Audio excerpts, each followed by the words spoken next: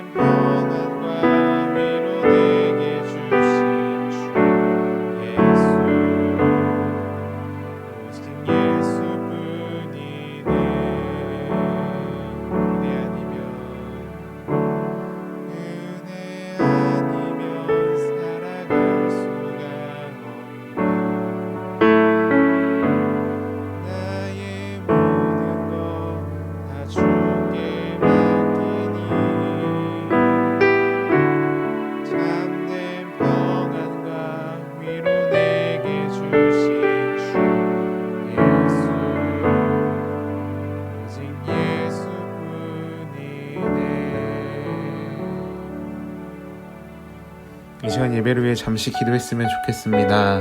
하나님, 우리 예배를 기뻐 받아주시고 이 시간 하나님을 바라보며 나아갈 때에 우리와 함께 하시며 우리를 향한 하나님의 마음을 깨닫는 귀한 시간이 될 수 있도록 성령 하나님께서 함께 해달라고 우리 다 같이 예배를 위해 기도했으면 좋겠습니다. 다 같이 기도하시겠습니다.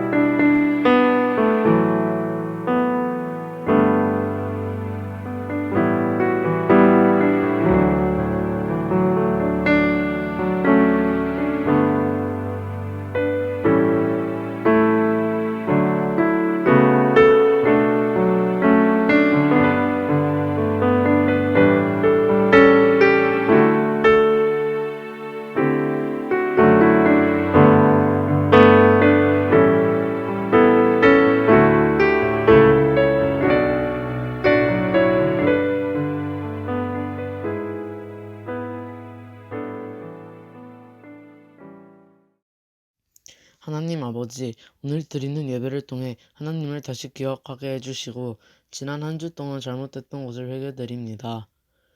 현재 코로나19 사태 때문에 많은 사람들이 어려워합니다. 특별히 저희 중고등학생 형 누나들이 학업 문제 때문에 어려움에 처해 있습니다. 저희 중고등학생 형 누나들에게 주어진 것을 최선을 다할 수 있게 지혜를 주세요. 또한 저희 전도사님이 새로운 가정을 꾸리게 되십니다. 저희 전도사님 가정에게 은혜와 축복을 주세요. 이 말씀 예수님의 이름으로 기도드립니다. 아멘. 우리 이 시간 함께 볼 하나님의 말씀은 창세기 46장 2절에서 4절 말씀입니다. 창세기 46장 2절에서 4절 말씀. 우리 다 같이 한번 읽어볼까요? 시작!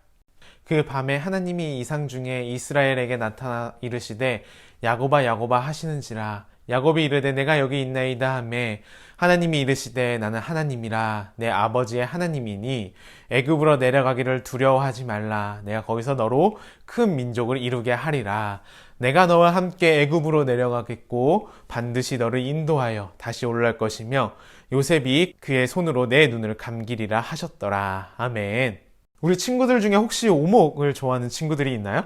전도사님 학창 시절에는 이제 스마트폰이 없어서 학교에서 쉬는 시간에 간단하게 할 놀거리가 오목, 말뚝박기, 공기 막 이런 것들밖에 없었는데 전도사님은 오목을 좋아해가지고 친구들이랑 쉬는 시간마다 오목 내기를 많이 했던 것 같아요. 점심시간에 무슨 빵 사오기 아니면 청소당번 대신해주기 이런 내기들을 하니 오목을 둘 때 그 하나하나 둘 때마다 정말 신중을 다했던 것 같아요. 내기에서 지면은 전도사님은 학교 끝나고 바로 친구들이랑 이제 축구를 하고 해야 되는데 축구도 못하고 청소를 해야 되니까 정말 내가 여기에 돌을 두면은 그 다음이 어떻게 되는지 막 많은 생각과 고민들을 가지고 신중하게 두었던 것 같아요.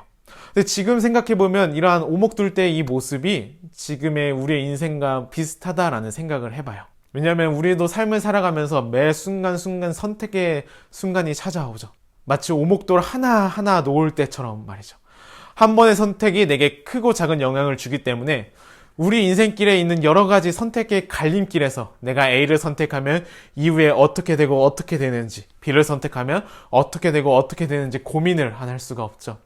근데 아쉬운 것은 우리가 선택하는 것이 다 좋은 선택이면 문제가 없는데 우리가 예상하고 계획한 바가 그대로 이루어지면 참 좋은데 솔직히 다 그렇지는 못한 것 같아요. 이런 면이 우리 사람의 한계인 것 같아요. 이렇게 앞날을 알지 못하고 예측도 못하는 우리에게 하나님께서는 우리 한 사람 한 사람을 하나님의 계획을, 하나님의 뜻을 정해 놓으시고 그 이루어 가시는 그 모습을 볼 수가 있어요. 오늘 말씀을 통해서 하나님께서 사람들의 삶 속에서 특별히 하나님의 계획을 어떻게 이루어 나가는지 한번 나눠봤으면 좋겠어요. 오늘 본문은 우리가 잘 알고 있듯이 요셉이 애굽의 총리가 되고 하나님의 애굽 왕에게 주셨던 그 꿈의 내용처럼 정말로 7년의 풍년과 7년의 흉년이라는 시간을 겪게 돼요.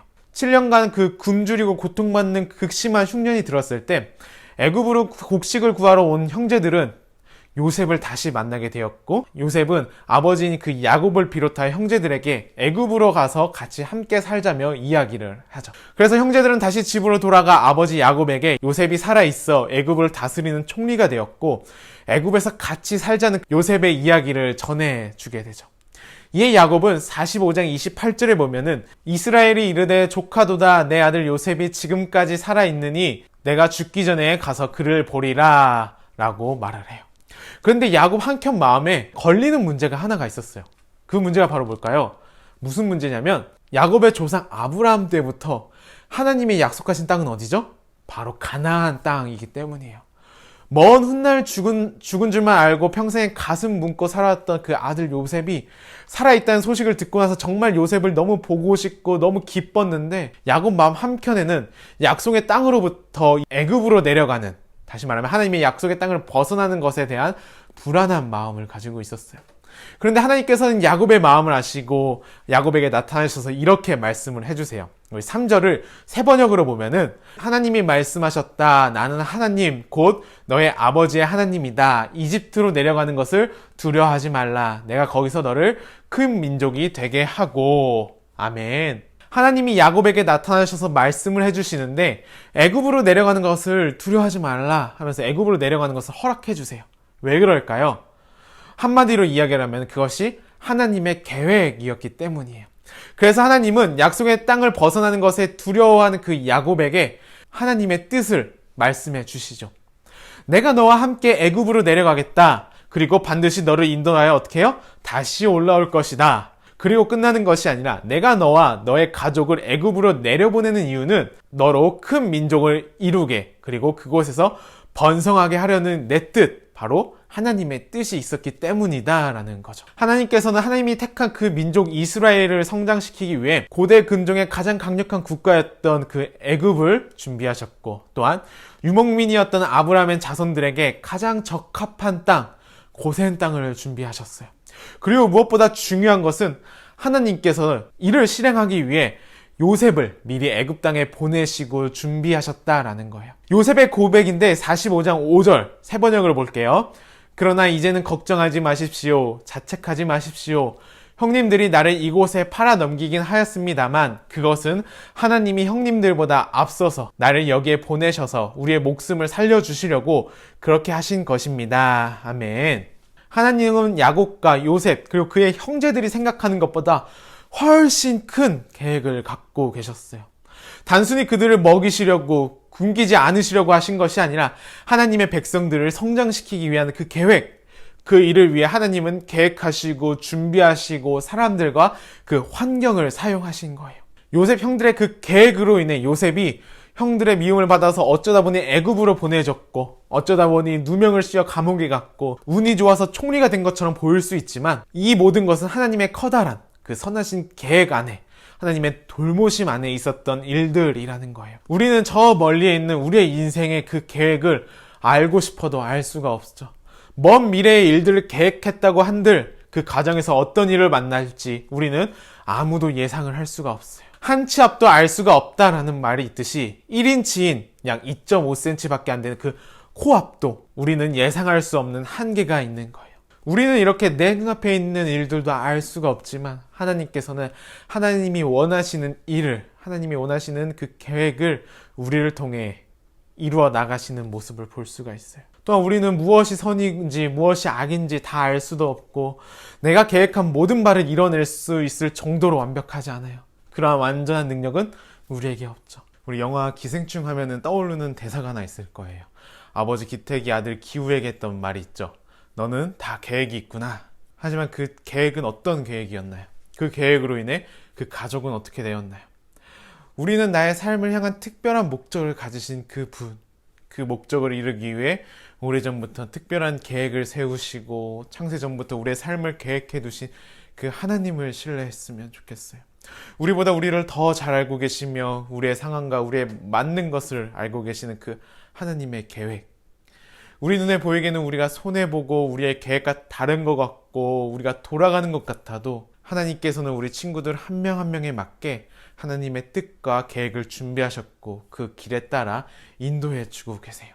나를 향해서 특별하고 선하신 목적을 가지고 계신 그 하나님의 뜻을 믿고 하루하루 하나님을 신뢰하고 우리의 삶을 드리는 친구들이 되길 소망합니다. 그 첫걸음을 우리 기도했으면 좋겠어요. 아침에 일어났을 때나 무언가를 선택하는 그 순간 앞에서 하나님께 기도하고 하나님께 묻는 습관을 가졌으면 좋겠습니다. 이 시간 우리 말씀을 생각하면서 찬양했으면 좋겠습니다. 때론 우리 앞에 어려움과 아픔이 있을지만 그 속에서도 주님의 뜻, 주님의 계획을 바라보고 나아가는 내 자신과 우리 친구들을 생각하면서 축복하는 마음, 격려하는 마음으로 응원하는 마음으로 이 시간 다 같이 찬양했으면 좋겠습니다.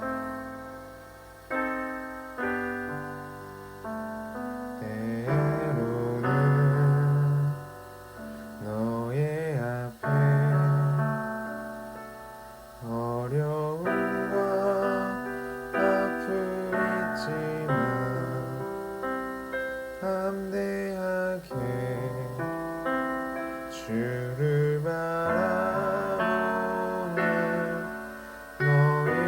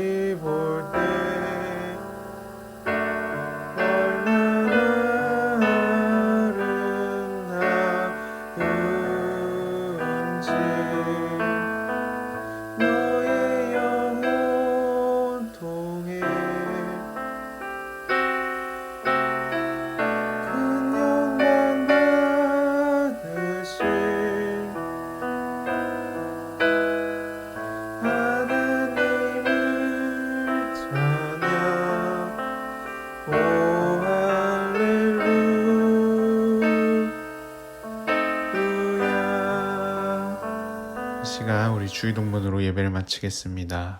하늘에 계신 우리 아버지여, 이름이 거룩히 여김을 받으시오며 나라의 임하옵시며 뜻이 하늘에서 이루어진 것 같이 땅에서도 이루어지이다.